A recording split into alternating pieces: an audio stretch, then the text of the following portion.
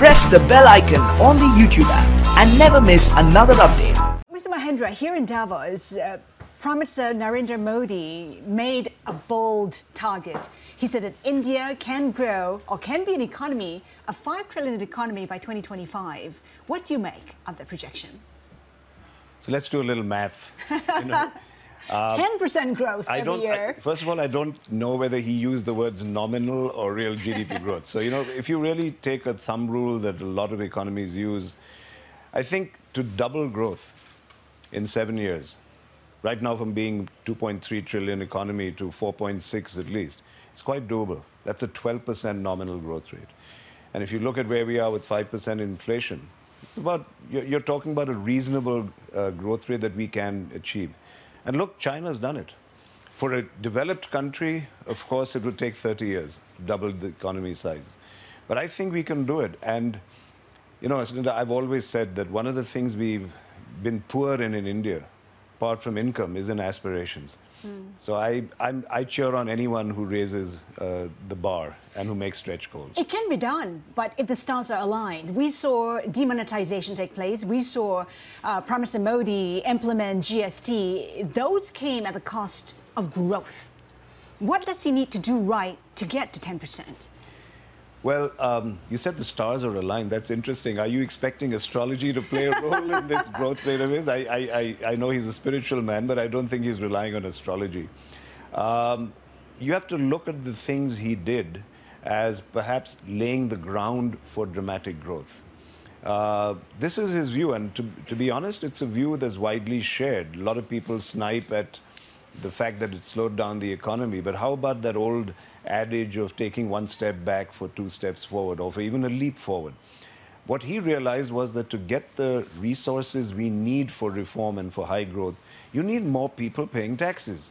You need more people coming into the tax net. A miserable fraction of people pay income tax, and even a lot of commerce escapes the tax net.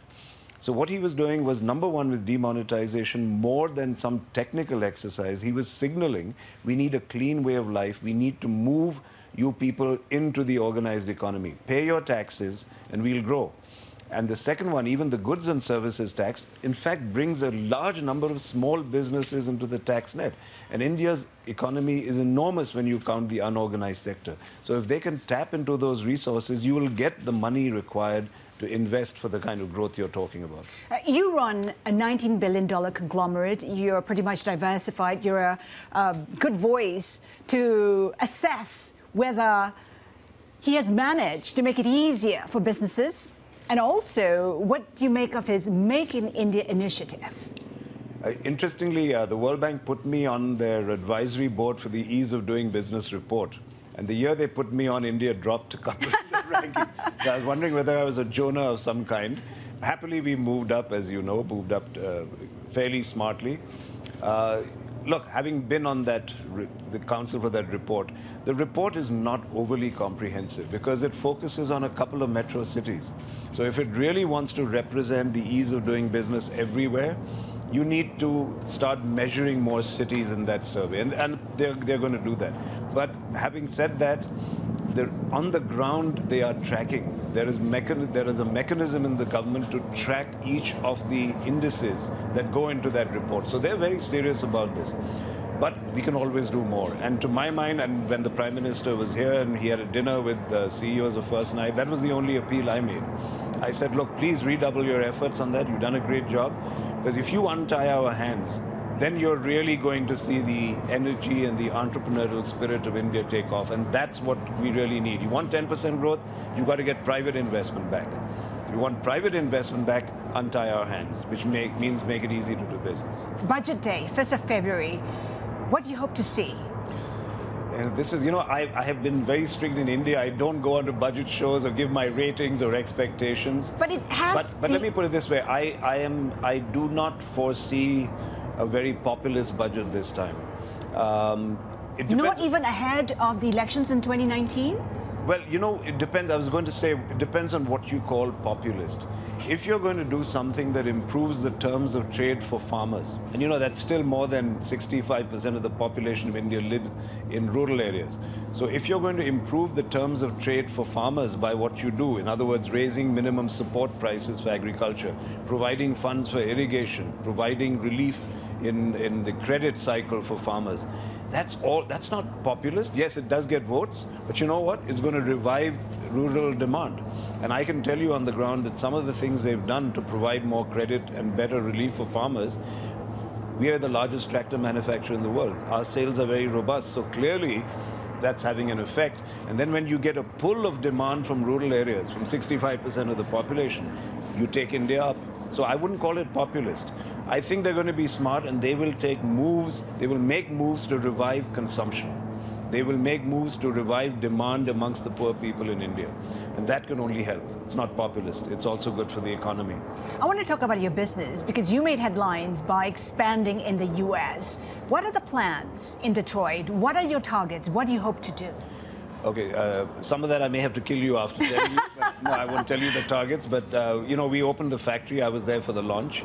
But we are going to be selling an off-road utility vehicle. It's interesting. People say, what is that micro niche thing? You know, Polaris and all these ATVs, as they call them. That market has grown to be 400,000 a year in the US. It's for farmers. It's got commercial users with a little pickup platform attached to these devices. People use it for recreation, for hunting. So what we're going to give them is a device that has metal bodies, not just plastic, that is durable, that municipalities can use as well. So we're going to raise the bar. We're going to change the rules of the game in the off-road utility business. And we're probably going to start very soon, in the next couple of months, selling the vehicle. But I won't tell you our targets or price lines or anything, because that's a little bit of competitive information. But you also renewed your partnership with Ford. What's that about and why? You know, it would be a little inaccurate to say renewed our partnership, because if you go back to our partnership, it was a full-fledged joint venture which they entered India through Mahindra Ford. So it's not as if we've announced any joint venture. What we've announced is working together. There's a recognition that there's an enormous amount of unpredictability in the world of mobility today. And, you know, two heads are better than one. And we think that given our chemistry, which is historic, and we've always had an amicable relationship, let's attack some of the problems that people are facing today in this changing world, to do with shared mobility, to do with electric mobility. I even mentioned to them that, look, you know, autonomous driving, India might be one of the dark horses in providing the technology for that at very low cost. Our own company, Tech Mahindra, is ahead of the game in providing companies with autonomous driving technology. So it's a new partnership. It's not renewing the old one. It's a new partnership. Mr. Mahindra, thank you so much for your time. Thank you. Pleasure Thank you, sir.